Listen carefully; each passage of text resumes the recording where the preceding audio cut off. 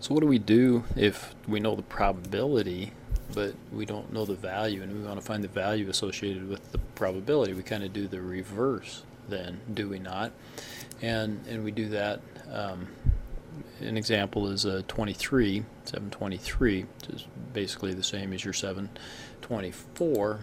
And it gives us this. It says we have a mean of 50, a standard deviation of 4, and the probability of 95%. And so what value then is going to equal that?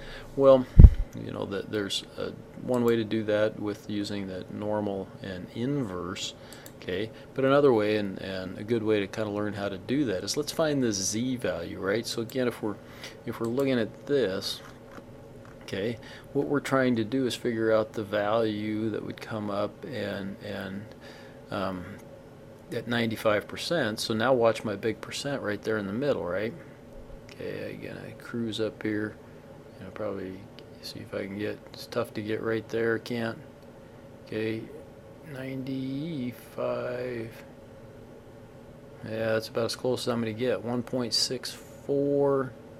It's actually in between, but if I went with 1.64, 1.65, then the actual number is right in between, and that's close. Either one would get me close enough.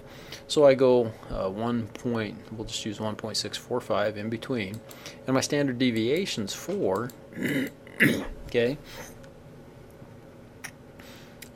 This is telling me that I'm 1.645 standard deviations away from the mean. Okay, is the best way to understand that. So again, let's do this. I'm 1.64, right, standard deviations away from the mean. Okay, and in this case my standard deviations are 4, so I should be able to just take my 1.64 times my z in this case, and that'll give me this number. It's equal to standard deviations times that, 6.58, and I would add that then to my mean.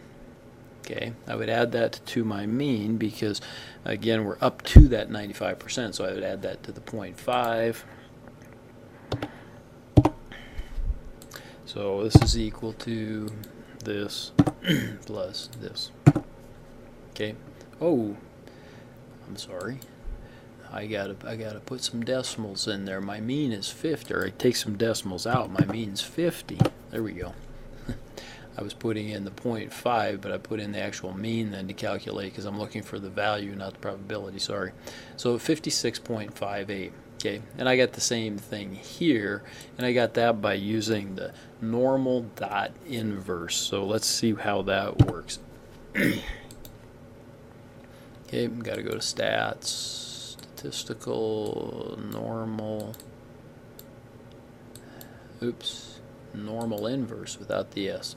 So normal dot returns the inverse of the normal cumulative distribution for the specified mean and standard deviation. Okay, so my probability then in this case I enter as a 0.95. Okay, my mean, boom, my standard deviation 4. Makes it pretty darn simple. Okay, and we come up with the same answer. This one's just rounded a little bit.